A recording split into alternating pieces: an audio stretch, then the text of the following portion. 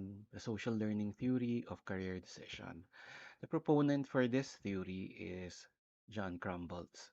So Krumboltz, a little background on Krumboltz is that he based his theory from the social learning theory of Albert Bandura, which emphasizes the role of reinforcement from what we observe and what we see in the environment.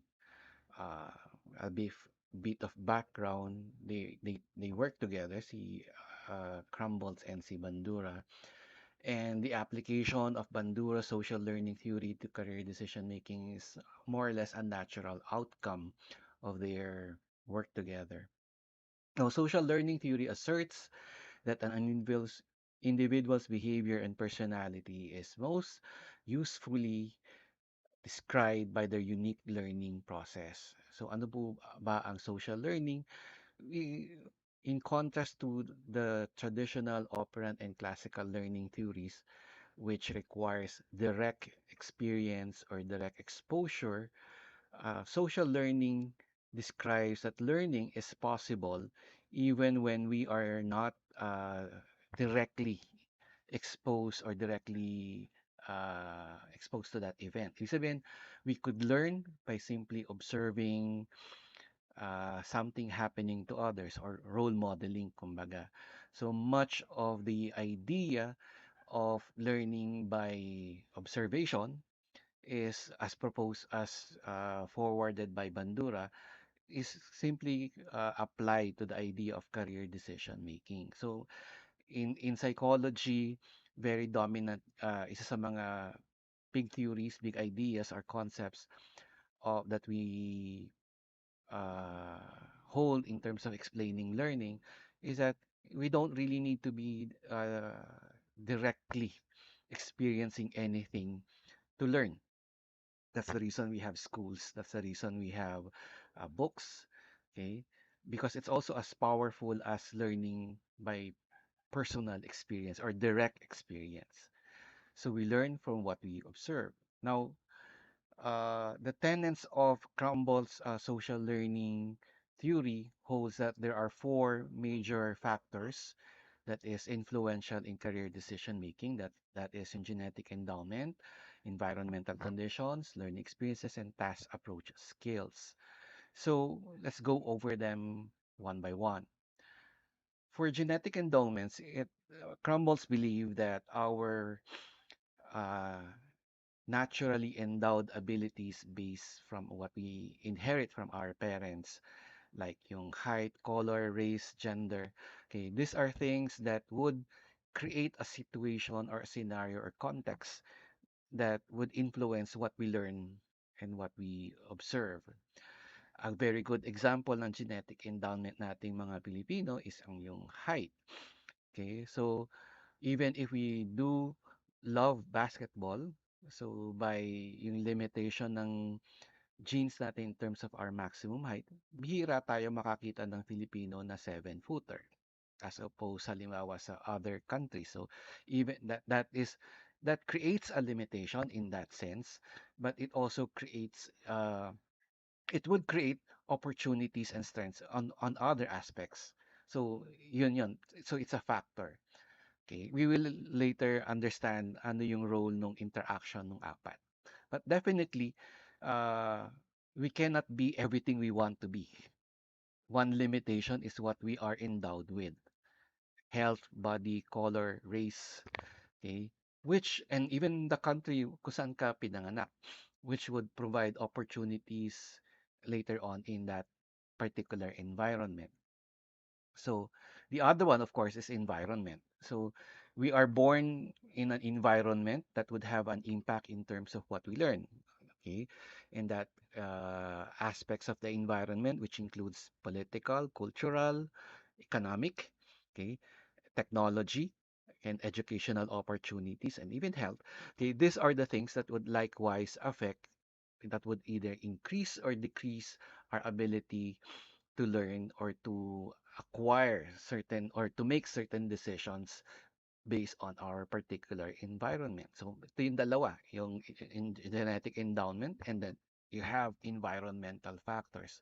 Now we move forward to learning experiences, granting what we were born with and the environment by which we interact, we acquire, okay, direct learning experience. So it means na nung pumasok ka sa either sa private school o sa public school or your interaction with people, okay, yung mga direct experiences na yon will result in learned skill. Our ability to read, our ability to communicate, our ability to use our talents, these are all learned. Okay, of course, interacted with those initial two factors. Now, the fourth factor tackles yung tong mga task approach skills, which are not essentially learned formally from schools. Ito yung matatawag natin mga life hack or skills that hindi mo ma-explain paano mo na-acquire. But definitely, when we are dealing with things that we need to do, problems that we need to solve, naka-acquire tayo ng parang special technique, okay, that works particularly well for that particular problem. Okay, and we have this all throughout. If you look back, yung way mo ng pagre-review, our manner of dealing with difficulties, coping, okay, they are task approach skills. So these four things, okay, when we put it in the dimension or aspect of career decisions, we would understand that the kind of career we choose or the options that we choose are essentially the interaction of these four factors. Okay. Now, every learning experience from the time that we were born, okay, would be an interaction of these four forces. And they somehow yung core concepts of social learning is not just yung automatic na nakuha mo na lang, no? But essentially we repeat, okay, or we repeat behaviors or actions, as you could see with task approach skills. We repeat what is reinforced, or we repeat what we think works. And that has also something to do with what we believe about ourselves when we are able to do or not do certain things. Let's go to a very specific example. Like maraming mga students, okay, when they have their encounter sa subject ng math, and the environmental factor would be in teacher, even if genetically all of us would have probably equal ability to understand math, that difference in environmental condition and yung personal experience of the student in dealing with a mistake or a failure in math would have an impact in terms of that person's belief about themselves about math. So, 'di ba? Yun yung situation na yun na, and that belief tend to be carried over for a long time. And it will influence future actions and future decisions. When a person believes na hindi siya magaling on something, or the person believes that they will fail on something, there would be more likelihood that they would avoid that kind of activity or behavior or choice. We tend to engage more in activities that we experience success, or we think we will experience success. Okay, and that is the core concept of social learning.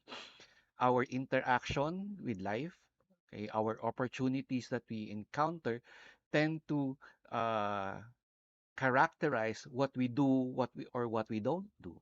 Okay, and they tend to interact. They are not in isolation. So it's really not enough for you to say na you could always unlearn certain things, for the simple reason that prevailing environmental or genetic predispositions may make it difficult for a person to change an existing belief about themselves. So madalas you encounter yung idea na sinasabi natin, wala namang pag-asa dito sa Pilipinas kasi we this is what we see in terms of opportunity. And in fact, a lot of those who migrate tend to maintain that as their belief about their chances here. Kaya nga mataas ang belief system ng mga Filipino, for instance, for them to invest more for jobs that would allow them to migrate or to work overseas, because that's what they see. Okay, hindi yung hindi naman kasi na because totally walang opportunity sa Pilipinas.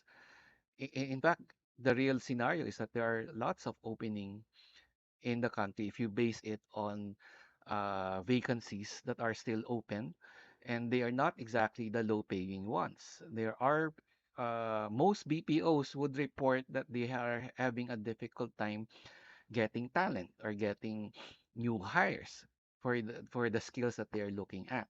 'Di ba? So it's not really an accurate perception minsan. Okay, moving forward. So we also talk about so when we try to understand Krumbolt's social learning theory of career decision making, we would have to always go back to the observation on generalization of an individual based on their previous experience. So yun that is what we try to uh that is what we try to understand when we are applying this in career counseling. Ano ba yung belief niya? What are their past experiences? Ano ang tingin niya doon sa nangyari sa kanya? So, it would happen like ano yung naging experience mo nung nag-audition ka o nag-try out ka for certain sports or certain job. So, a lot of these things tend to influence yung next decision of that person. Okay? And those generalizations tend to persist. Minsan may self-fulfilling. Halimbawa, the fact that you feel that you will not be admitted or accepted in a certain application or job. So nag-try ka nga and dahil maraming applicant, you were not the one selected, nare-reinforce yung belief na, hindi ako para doon. It's not for me. And madami pa nga tayong kasabihan na pag hindi sa'yo, hindi ukol, di ba? Parang ganon. Hindi, yun. So, that tends to persist. And that is what Robles is saying. That explains the pattern of why people would hesitate to try things or different things, especially in midlife or in adult life. Parang ang feeling nila, wala na akong kayang ibang gawin other than what I've been used to doing. So, yun yung danger din minsan na we tend to be so comfortable in whatever we can do that we ignore the fact that there are other possibilities about ourselves, about our talents, about what we can do that we have not tried. Yun yung scenario na, and that's the scenario that you encounter when people transition to another job, nag-retire. It's so hard for them to redefine and re-engineer themselves into something else. So, yun yung scenario na sinasabi na for us to break that pattern, that person would have to really muster enough courage to try something different. And that's also yung reason where carry this uh, particular perspective encourages that we change the person's perception of failure. We are so afraid to fail because culturally and our social norms really stigmatize failure. 'Di ba? Parang less ang worth ng tao pag siya ay less mababa ang score, mababa ang grade, o bumagsak, 'di ba? Or na-reject, okay? It is always equated with lesser worth. And so that's the reason why people would hesitate, 'di ba? Hesitate to try something na hindi sila sure na sila ay magsasucceed. And that is the scenario where we encounter students who encountered a lot of trauma early in life. Kaya yun yung reason na as much as possible, we try to lessen the number of adverse childhood experiences in school. Kaya ngayon yung trauma-aware environment that is being promoted, it's because it's quite difficult to heal. Yun naman ang totoo. Even in our families, di ba? Even the way we are raised by our parents, even if they did not intend it, but definitely yung mga parenting means by which we na pinapahiya or we try to make a person feel bad about what they did, okay, as a form of punishment, tends to have a bigger impact beyond the task that they were punished. Yun yung implication nito that our confidence to try to be productive is really affected by our beliefs about ourselves that we hold from our prior experiences. Hence, that yun yung idea na for some people, it really is difficult for them to shift. But that awareness yun na nga rin, how do you change it? How do you work around it? 'Cause in terms of career counseling, we need to make them feel success. We need them to encounter success and really consider that difference to remind them na kaya naman pala.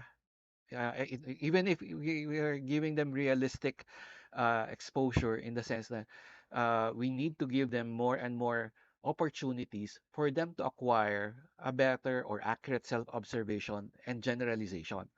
Kaya nga, when we do training into something new, we start small, we start slow, simpler task, 'di ba? Even for graduate school, 'di ba? Hindi mo siyempre kayang on day one may thesis ka kaagad, but you can do a paper, a reflection paper, or a review, or even read a journal. The difference or the essence of yung approach would probably be dividing it into smaller tasks where you would be able to achieve it. So kung if you're trying to motivate yourself into shifting, redefining the new you, that's the approach. Start slow, start small. Okay? That's the whole idea even in for career development programs in school. Hindi mo kaagad bibiglain lahat ng students na o expect mo kaagad magko-compete sila or you need to be able to temper and give them yung slow pero mas encouraging environment for them to try new things because it's really scary to try something new, especially when you have experienced a lot of failures before and they were not hindi naman encouraging. Okay, so disappointments really tend to be quite difficult to overcome kung walang experience. On the contrary, okay. So we guide them with new task approach skills. So we tend to make them remember of what they were able to do well. So ito yung mga activities or work activities, career work activities where you ask them, remember, try to recall a time where you were able to encounter a problem and you were able to develop a solution. Kahit maliliit na bagay sa mga hacks, mga life hacks. So that would help them remember that they are capable. Yan. Yon. So in relation to careers, we would really emphasize the role of schools, especially counselors in schools, in terms of advocating for activities that allow that continuously. So hindi pwede itong one-time thing. In fact, for school programs on career development and to improve career maturity, we need to constantly work with the teachers and the school activities so that yung inclusivity nila is not just for the sake na makasali. Hindi. The idea there is that for them to take risks, okay, risks that would incur mistakes so that they would be able to learn what to do when they do have mistakes. Isang mahalagang bagay yan. And even at home with our children, with our ano, we need to be as parents probably no. We need to uh, remind ourselves na kasi minsan tayo rin yung siyempre doon naman nagmumula as the adult in the house.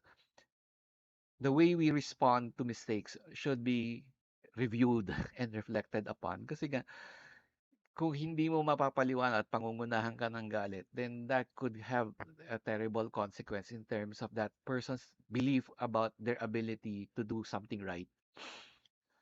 'Di ba? Maraming bata ang lumalaki ang thinking nila sila ay mali, sila ay hindi capable.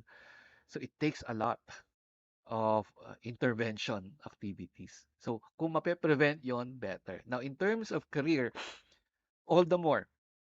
Does that mean kailangan punuin mo o i-flood mo yung bata ng activities pag summer or hindi naman. Sometimes that's yung pagiging helicopter parenting na in-enroll mo ang anak mo sa lahat ng mga activities is also wrong kasi they would probably not like being unable to play, unable to do something relaxing. Kaya nga maganda if the activity is simulated in play where the fun aspect kasi 'di ba alam natin na when learning is fun mas maraming reinforcement which is true kasi fun is a reinforcement when you experience joy when you experience happiness in doing as anything malaki ang chance uulitin mo yung activity na yun as opposed to ayaw mo. So as a teacher, as a parent, probably, or as a tito, as a tita, then when you do provide activities for young children, dahil gusto mo silang busy at hindi magagawa, try to get them involved in something na calculated yung work in learning environment. So safety rin. Hindi mo naman talagang dapat let them learn sa streets or let them learn by themselves. Hindi. That's the role, beauty and role of educational at saka intentional learning activities. Create those possibilities for them to be able to discover talents that they would not be aware that they possess. Madalas naman ganun ang mga talents natin. Hindi natin alam na meron pala tayo for that until we tried. So those are the crucial aspects that we need to engage. Now, part of what we can do as counselor is to slowly, again, hindi naman kayang i-pressure or convince them kaagad to believe otherwise. But we need to let them remember and recall of the things that they are able to do. Okay? Empowering them, hindi lang para i-point out what they can, what they can do, but give them yung, ano bang pwede doon? Yung encouraging hint. Yun yung idea. Sometimes that is part ng equation. Okay. Okay. So, for adults, I think ganun din eh. Hindi lang for children. For adults who are faced with transitioning, that same aspect that they need to incorporate sa kanilang pag-develop ng panibagong self belief about what they can do and what they cannot do. Kaya mahalaga nga yung concept nito nangyari itong pandemic where yung mga naging plantito, plantita, nag-explore mag-baking, mag-explore mag-carpentry, mag-explore ng other things. Okay? Because although that happened that we were forced to, but providing also ourselves time to do something that we really desire to do for a long time allows us to discover new skills, new talents, new abilities. So that's something that, okay. So we need to also make use of our that opportunity to help the students reflect on the beliefs that they possess. Ito yung bagay na counseling really matters. And where group activities or classroom activities that encourage reflection, yung self-awareness, like what do they believe about themselves? And then for them to be the one to challenge madami dun sa mga fears about math, speaking in public, ano pa ba, yung mga dealing with leadership roles, di ba? So, yung mga ganon. So, these are the things that we often ignore as important. So, dun mahalaga na when we provide them with those self-awareness activities as part ng career development, we make them, aside from reflect, we also need to process them na even if at the moment this is to their belief, this is what they think, yung generalization nila about themselves and their ability to do that, they need to give themselves a chance. Hindi naman automatic na mababago yun eh. But it would be modified to the point that they would fear it less. Halimbawa, yung right now, mababa ang percentage ng students going to STEM subjects, engineering, science, physics, technology, for the simple fear of math. Ako gano'n, eh. Gano'n ako. So, had I been able to change that belief early on, actually hindi ko rin naman naiwasan, eh. I thought psychology walang math, I thought.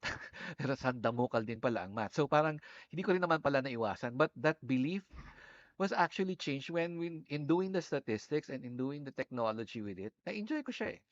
But my belief about myself and doing math tend to persist. Matagal matagal bago maano na, gano'n lang naman pala, may tools naman pala. So, it doesn't mean na kung nagkaroon ka ng mistakes before, eh, forever. So, that's the process. Because it's something that should be uh, tawag doon, developed by the individual. So, itong self-reflection and self challenging, okay, will help them improve their decisions. Okay? So, yun for the meantime yung perspective ni John Krumboltz, okay, na we can use for career counseling. So if you have questions, just post it as a comment and we could discuss on it further. So you now for now, see you. Have a great day.